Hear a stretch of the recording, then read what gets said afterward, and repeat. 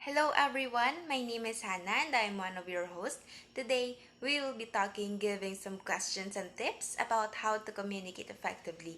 But before that, let me welcome and introduce to you our guest, Mr. Ryan Lee, Arce, Christian, Cedric, Renz, and Jericho. Good morning, everyone. My name is Juliana Tangkas. I'm your host for today. Today, I will ask the questions, and one of you will answer it. Okay? My first question is, how would you describe good, effective communication for yourself? Hi, I'm Riley Alcoba, and as far as I know, effective communication is an connected system where people and ideas flow quickly, comprehensively, and sustainable. Effective communication is not just getting your point across to others quickly, but it's extremely hard to do and takes lots of conscious thought and effort to set up and maintain.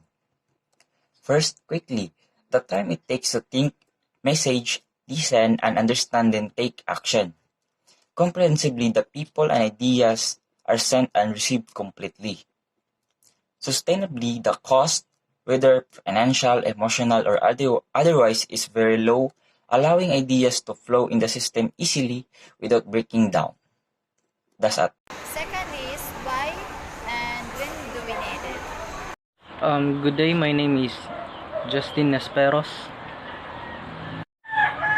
Why do we communicate? We communicate for variety of reasons. We use communication to share information, comment, ask questions, express wants and needs, develop social relationships, social etiquette, and others. Communication is much more than wants and needs. Our main reasons for communication change over time just slightly.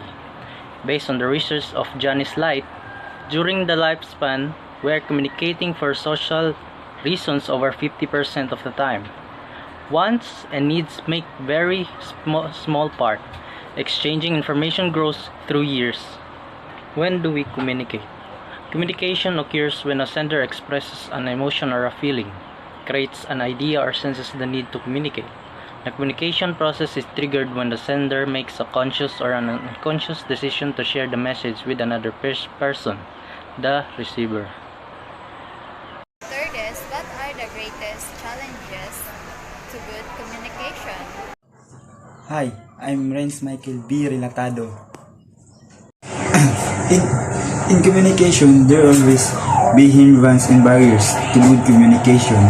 Challenges are included also like this can be trouble in speaking by languages, lack of focus, attention in there will always distraction maybe with the device, surrounding or the connection. Interest is also a challenge once you do communication, you should consider the relevance of the conversation while sharing your thoughts because it might lose their interest to listen. Challenges in good communication might have this device in internet errors. Challenge especially when you're communicating in gadgets indoor in places that were lack and slow of internet connection. It's hard to build good communication. Those challenges can affect a good communication. So before you will start a communicate or you're starting to communicate with other people, you need to be ready and consider those things that can hinder the conversation so your communication will be continuous and uninterrupted. Fourth is, how important is listening in communication? So good day everyone. My name is Alphonse Cedric P. Rosales. So the question is, how important is listening in communication? So listening is the ability to accurately receive and interpret messages in the communication process. So in general, listening is a key to all effective communication. So perhaps it is very important to us to have that listening skills in ourselves in order to create a good communication with other people. So aside for create a good communication, it helps us to avoid misunderstanding in every each of us if we communicate with other people, and to avoid communication breakdown. So we need to practice or to develop. We need to practice and develop our listening skills to make a good conversation. That's all. Thank you. One is, can culture, gender, nationality, and social class affect on communication? For me, yes. Uh, Culture, gender, nationality, and social class have an effect on communication. This is what we call intercultural communication. Due to the culturally diverse world, people encountered problem in dealing with communication with them because we are differ in ethnic race, religion, or nationality. For example, culture. This can affect in a different ways because this is a learned set of language, norms, behavior, and a belief, attitude, custom, and practices that people in a particular group share at a specific point in a time. Next is, has the development of the internet and social media caused by change in quality, quantity, and style, etc.? Good day everyone, my name is Christian Paul Balaga and the question is, has the development of the internet and social media caused a change in the way we communicate?